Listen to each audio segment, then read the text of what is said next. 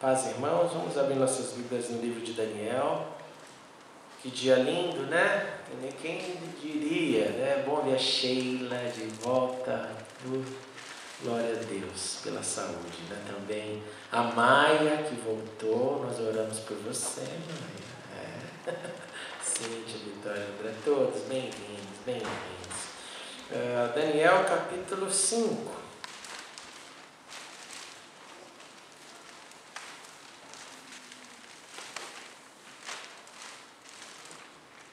Daniel capítulo 5, nós vamos ler o verso 25, muito conhecido, pouco falado. 5:25, contrário?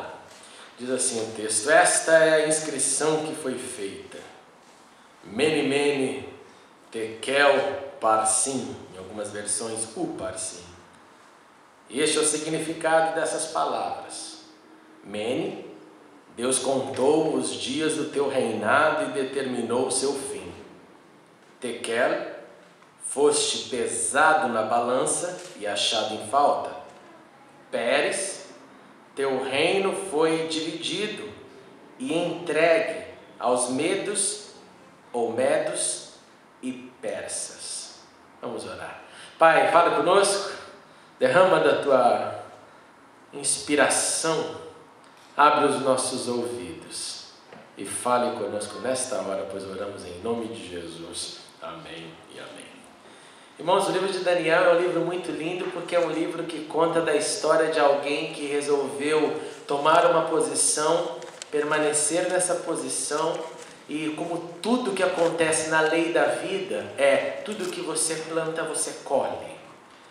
E nesse processo de plantar e colher, quem planta algo bom, colhe algo bom. Seria o contrário dizer que quem planta mamão, colhe mexerica. Porque não é assim que funciona na agricultura, não é assim que funciona na vida. E Daniel, como nós sabemos, ele foi levado para a Babilônia, provavelmente no ano 605.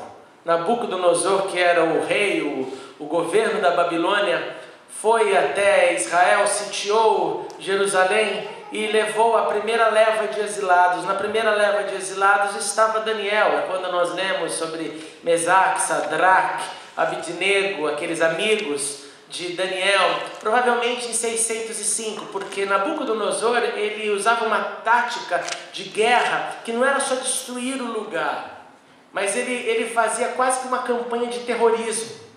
O massacre dele era tão violento que não bastava para ele ir, conquistar, sitiar, roubar e ir embora. Não, ele queria oprimir. Ele ficou conhecido no mundo antigo como esse opressor em guerra. De modo que em 605 ele começa a sua campanha contra Jerusalém. Os olhos deles estavam no templo de Jerusalém, é óbvio. E ele em 605 vai. De vez de atacar, destruir, queimar, não. Ele sitia, corta a comida e leva a primeira leva da nata da sociedade. É como se viesse um cerco do inimigo, pegasse os doutores e mestres e falava: vocês vão primeiro. Os cativos de guerra são aqueles que podem oferecer algo para a nova nação, que irão ser exilados lá. Assim que acontece. Aí acontece, ele vai embora para a Babilônia, volta novamente em 597 e leva uma outra leva de gente para lá. E não destrói nada, não faz nada, ele só quer pegar pessoas. E em 597, só para te sintonizar, ele leva nada mais nada menos que o profeta Ezequiel, que também está na Bíblia. Leva Ezequiel para a Babilônia. E continua o cerco, continua o sítio. Até que acontece que quando chega em 586, ele literalmente fala: agora é hora de destruir e levar o resto das pessoas que eu acho que vai fazer bem para a Babilônia. Então em 586 ele sitia Jerusalém de maneira agressiva, ele invade Jerusalém, ele queima Jerusalém, ele destrói o templo. E como não se bastasse, é óbvio, ele leva o povo, não mais daí a elite, porque a elite já tinha sido levada, mas ele leva o povo que também poderia ser útil.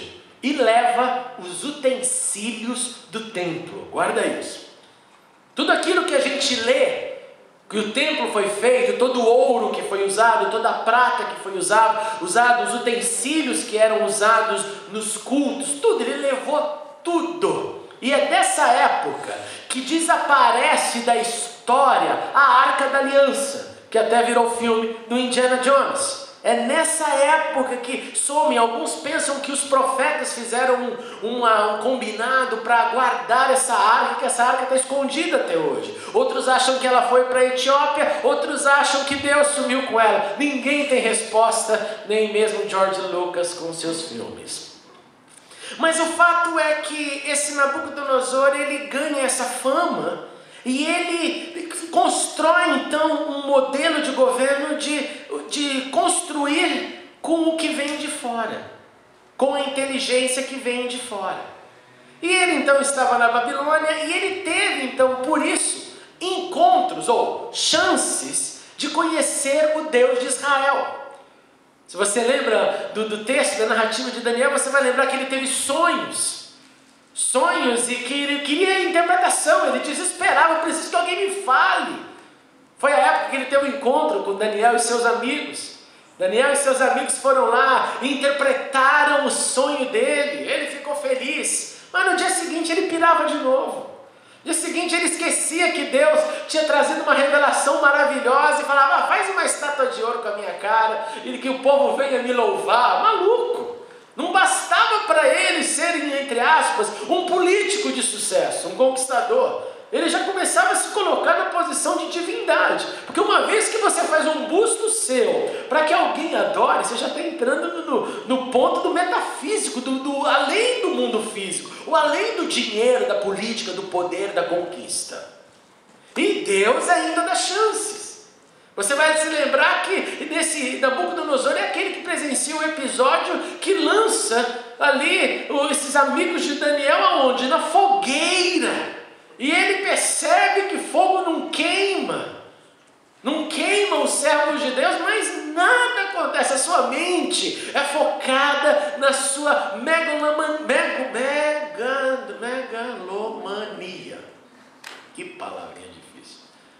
É ele é o centro, tudo grande, ele quer tudo mega e ele dominando. Então, quando alguém não é queimado numa fogueira, seu mandato, mesmo assim ele não se dobra. E chega no final da sua vida, vem o juízo de Deus. Deus literalmente dá para o negócio seguinte: já que você quis se endeusar, já que você você não entendeu que quem dá o poder ao ser humano é Deus, já que você não entendeu isso, você vai ganhar uma demência. Você vai ficar que nem um animal no pasto. Olha o nível da demência. Ele ficou pior que um paciente de Alzheimer. Ele ficou completamente louco. Ele ficou completamente um objeto de um sanatório. É isso que vai acontecer com você. E de acordo com os cálculos, ele ficou nesse estado de loucura por 7 anos. Agora, por 7 anos, veja bem, gente, 7 anos de loucura, agindo como um animal, e o povo não pediu impeachment. O povo não removeu do poder. Tamanho era o medo, tamanho era o respeito por esse rei, tamanho era aquele quem vai tirá-lo? Quem vai dizer, afasta o rei porque ele pirou e vamos colocar outro? Ninguém fez isso. Você consegue imaginar isso? Primeiro-ministro da Inglaterra endoidecendo, e todo mundo falando, não, mantém ele lá porque ele é legal. É isso que acontece com Nabucodonosor. E depois desse período de 7 anos, as suas faculdades mentais retornam. E quando as suas faculdades mentais retornam e ele, tô normal, aí a ficha cai. Aí ele fala, meu Deus, o que eu fiz? Que loucura foi a minha de achar que era o meu poder, o que eu sou, eu conquistador, eu ruler. Que loucura, Deus me perdoa, eu me prostro aos seus pés. Eu reconheço que o Senhor é quem dá e quem tira, o Senhor que levanta e diminui, o Senhor que é o autor de tudo. E termina a descrição da história de Nabucodonosor com esse ápice de conversão, de transformação, de alguém que percebeu: eu pensei que eu era, mas eu não sou. E porque eu não sou, eu precisei passar por 7 anos de demência para entender que Deus é quem é. E ele conclui dizendo que ainda ele foi restituído no poder. Que aqueles então que esperaram 7 anos os colocaram de novo na sua posição, na sua cadeira. E ele termina dizendo que o final do seu reinado foi ainda mais glorioso, mais poderoso, mais legal do que os passados. Deus o restituiu após o contato dele com Deus. Só que ele morre, natural. E depois que ele morre, vem as sucessões. Vem a primeira, vem a segunda, passa-se um período de anos, até que se chega nesse camarada que é a nossa história de hoje, seu nome Belsazzar. Belsazzar então não foi o segundo após Nabucodonosor. Eu estou te explicando isso porque se você ler Daniel, você vai ter essa sensação. Mas tem no meio entre Nabucodonosor e Belsazzar alguns que tomaram poder, um que mata o outro, o cunhado que mata o irmão, aquela briga pelo poder, como sempre foi na história do mundo antigo. E Belsazzar então está no poder. Ele começa a descrição dele no capítulo 5 dizendo que ele convida mil convidados para fazer um banquete típico do mundo antigo. Só que o banquete no mundo antigo é atestado pela história que banquete no mundo antigo é lugar para orgia. Não é só comer comida, não é só vamos matar um monte de porco, vaca, não, é orgia. Tem comida, óbvio, tem bebida, mas tem todas as manifestações de sexualidade ali junta, comida e orgia, tudo igual. É assim, essa que é a ideia. E é bom que você guarde isso na cabeça, porque quando a gente lê, eles estavam tendo festa, 7 dias de festa, não era pouquinho aguenta ficar comendo 7 dias, tem uma hora que você não aguenta mais ver comida. Mas era porque ela tinha esse componente das orgias, das manifestações da idolatria e assim por diante. E Belsazzar está ali fazendo isso. Na hora que ele entra no pileque do álcool, o que ele faz? Uma ideia. Aquilo que o Nabucodonosor trouxe lá de Jerusalém, do templo, alguém poderia pegar, por favor? Tragam as taças de vinho, tragam os pratos, para que a gente possa usar. Para que a gente possa comer com um prato que era utensílio do sagrado, para que a gente possa beber o vinho que era elemento do sagrado, que a gente possa... E ele põe o texto, e vamos não só para o rei, não, as mulheres, as concubinas, todo mundo vai poder pegar o material ali do templo para fazer uso dele, porque está liberado. Haviam passado mais ou menos 49 anos quando isso aconteceu. Ele lembra da história. E ele resgata e profana o material santo. E na hora que eles estão lá com essa cena, vem literalmente a mão de Deus. Imagine agora, irmãos e irmãs, você numa festa, num banquete, e de repente uma mão.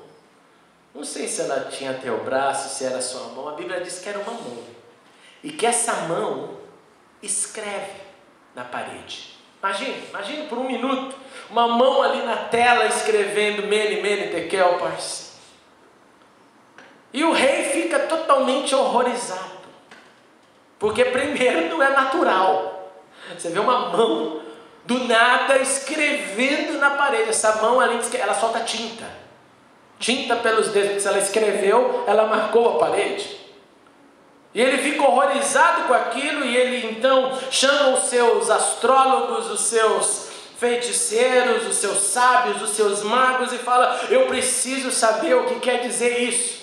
E ainda mais que ele estava bêbado, ele deve ter visto um texto enorme, eu acho ali, porque um bêbado olhando de longe uma coisa escrita, vai lá saber o que ele viu. E ninguém consegue decifrar. Todo mundo olha, ninguém entende nada.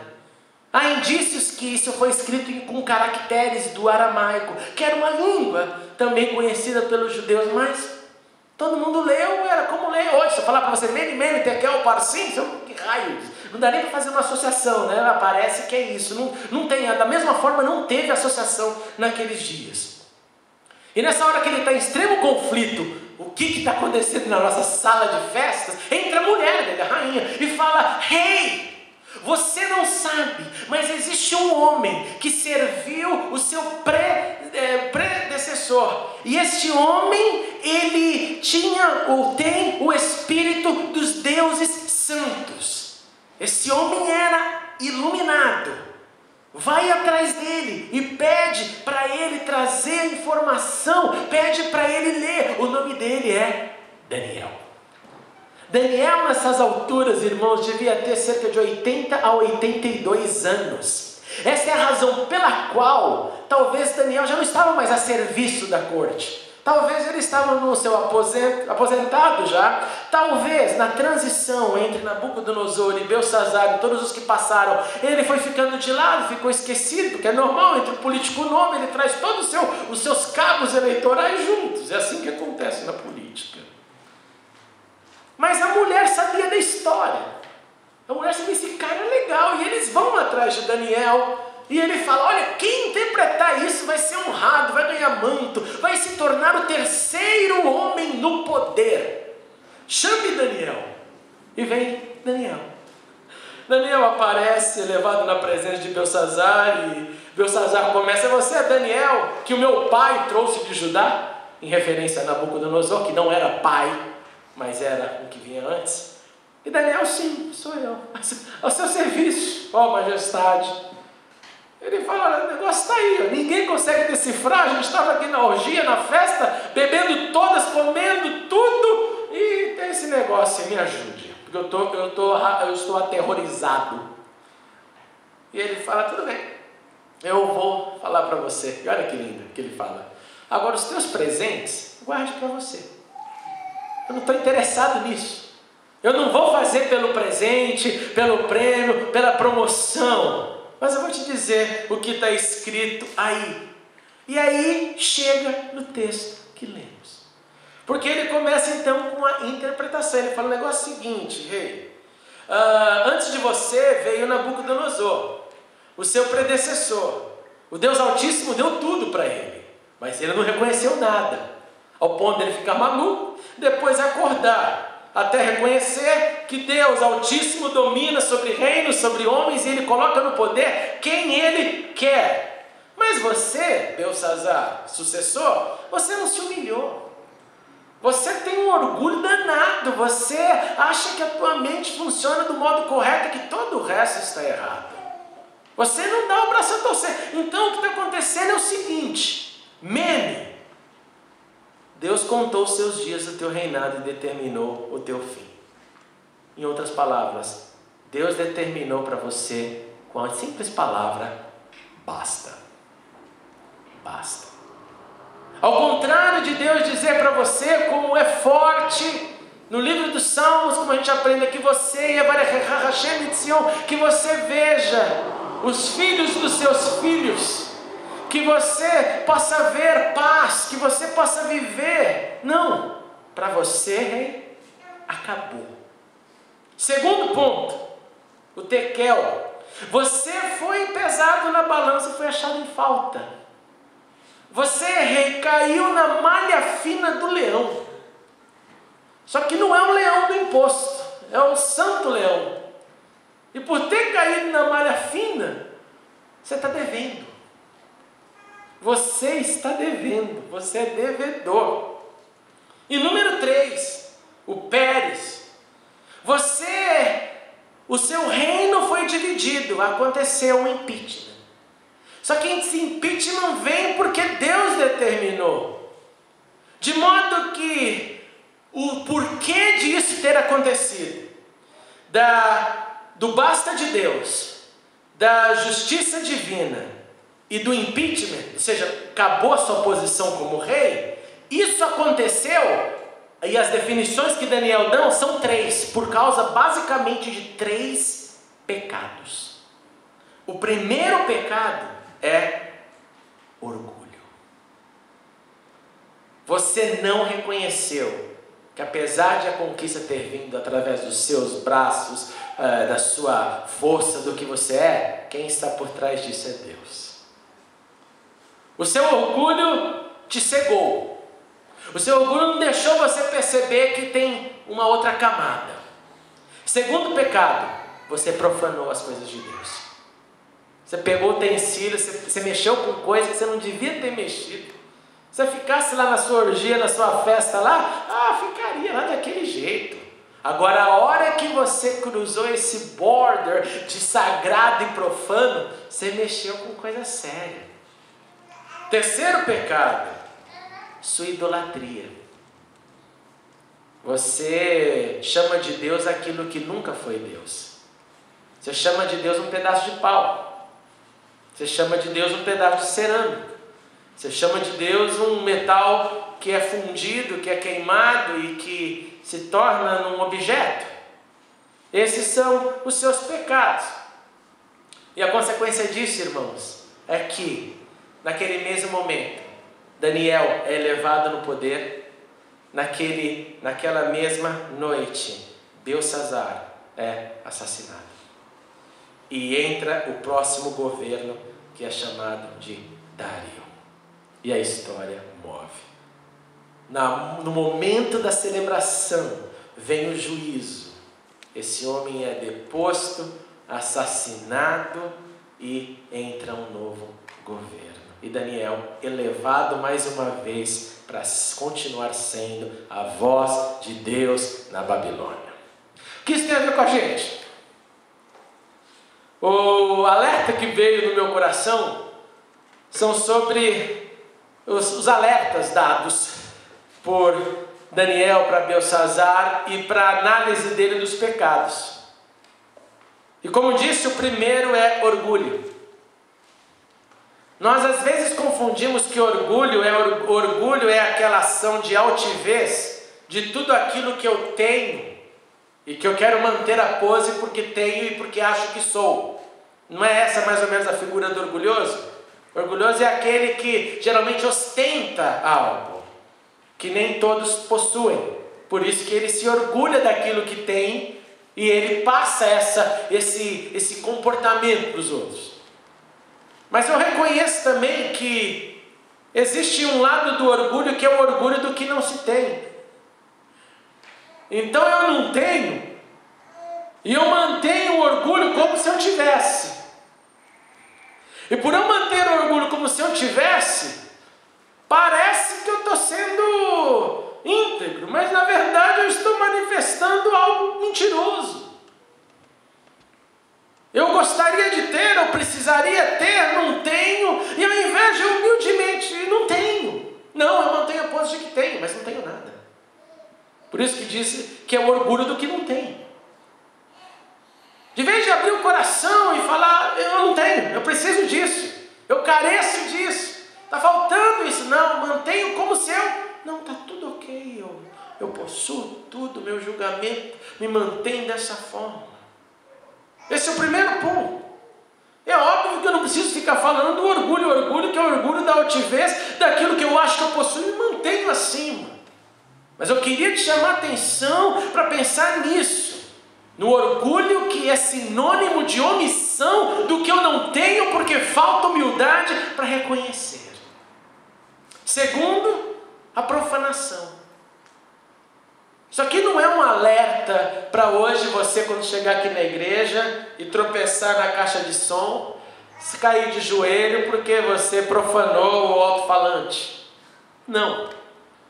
Nem se você sem querer derrubar a cadeira da igreja acontecer algo. Também não. É óbvio que nós respeitamos esse ambiente, é óbvio, mas é só um ambiente de cimento, de material.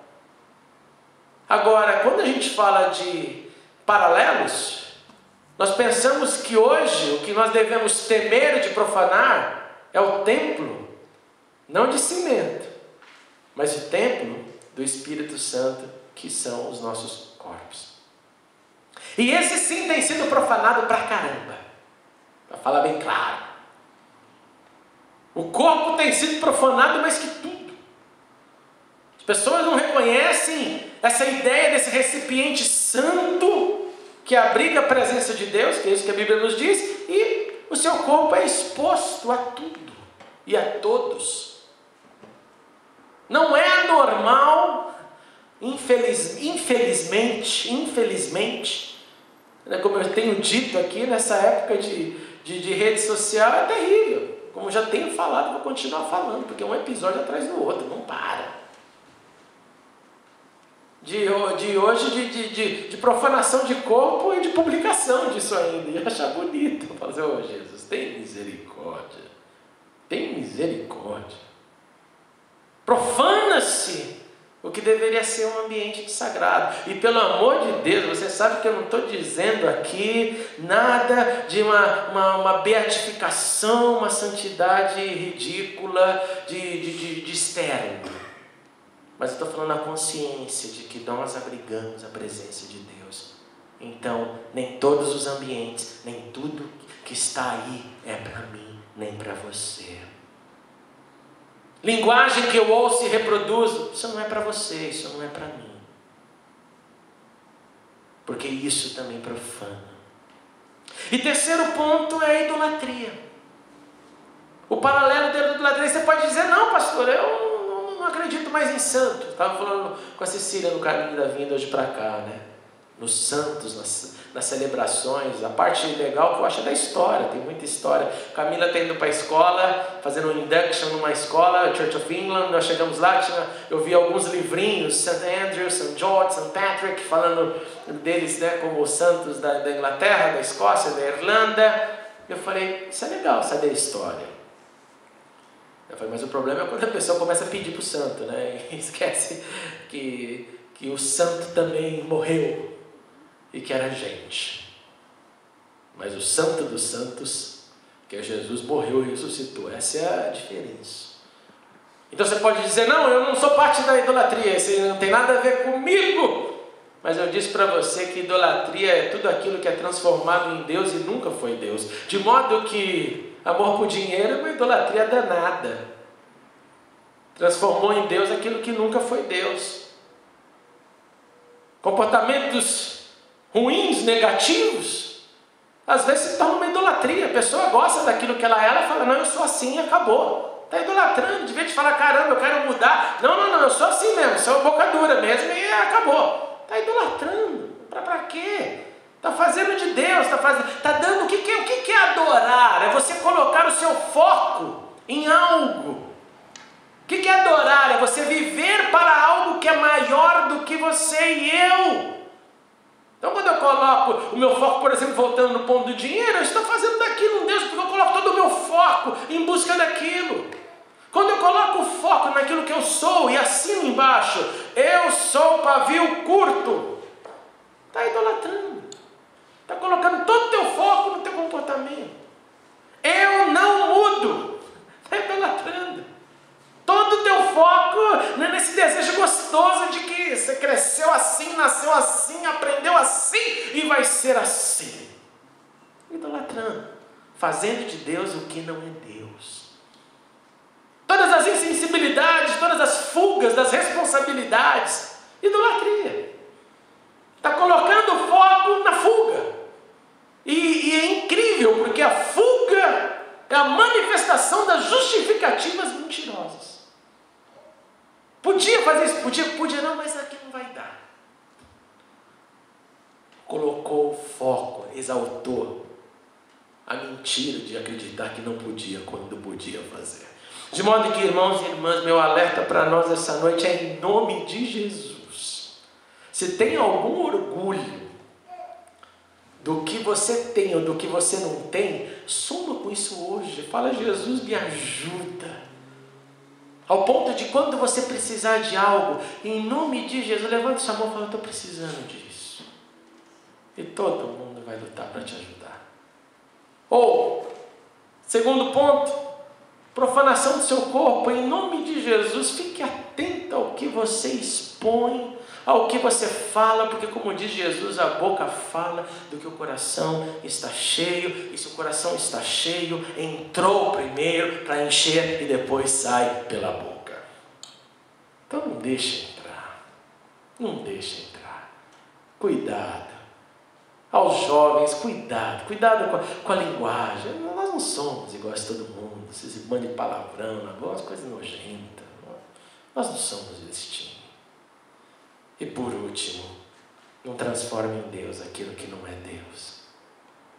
Não coloque o foco da vida naquilo que não é sagrado. O que eu acho maravilhoso é que, como disse Daniel, disse que Beltesazar perderia tudo. E ele foi morto. Se você abrir em Provérbios 29, não precisa abrir agora, mas Provérbios 29, verso 1 diz assim: quem insiste no erro, depois de muita repreensão, será destruído sem aviso e irremediavelmente.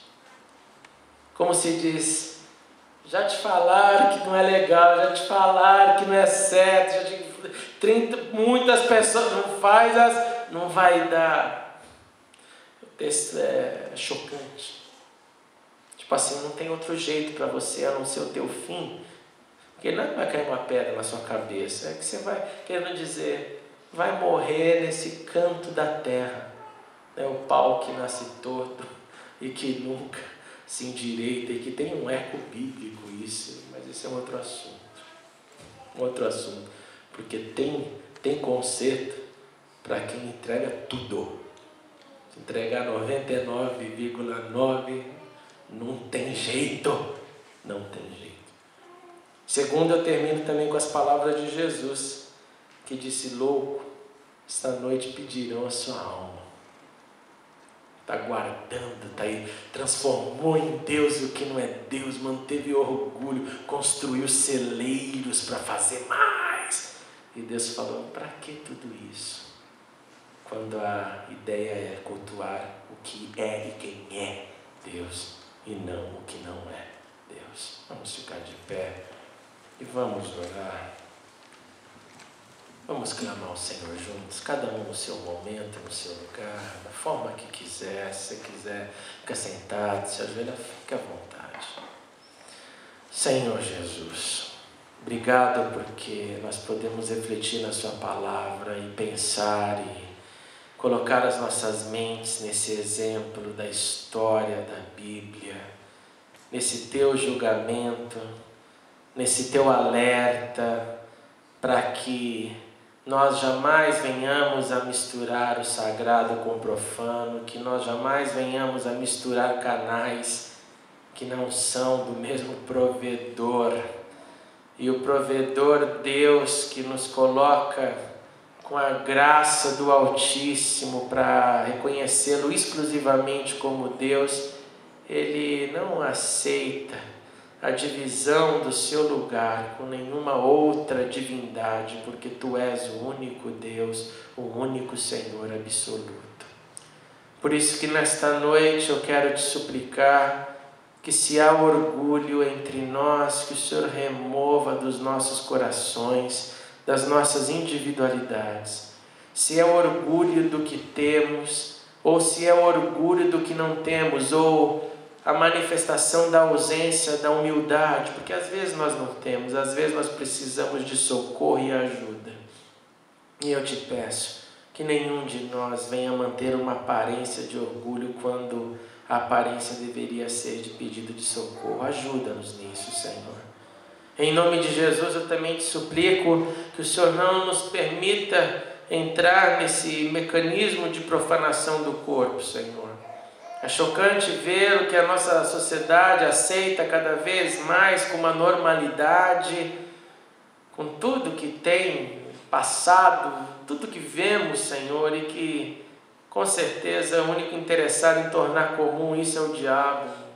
Mas eu te peço em nome de Jesus, ajuda-nos a não profanar os nossos corpos, ajuda-nos a manter a consciência de que em nós habita o Senhor, o Deus Espírito Santo. Em nome de Jesus, eu também te suplico que o Senhor nos ajude e nos fortaleça a não transformar em Deus aquilo que nunca foi Deus. A não idolatrar absolutamente nada, nem dinheiro, nem trabalho, nem status, nem ganância, nem comportamento, nada. Pelo contrário, que possamos lembrar das palavras de Jesus, que nos encorajou, nos dizendo que deveríamos buscar o sagrado, o reino em primeiro lugar. Faz isso em nós, Pai, com consciência, com poder, nos dando esta responsabilidade. E que sejamos todos maleáveis para passarmos pelas usinas de transformação de Deus, que remove orgulho, remove profanação, remove idolatria de todo aquele que permite. Faz isso em nós, na nossa igreja, em nome de Jesus. Amém e amém. Que Deus nos abençoe nisso. Que Deus não nos faça cair nesse pecado, em nome de Jesus. Antes de você sentar, dá um abraço. Quem está do seu lado e diga, não caia nesses, não caia nesses.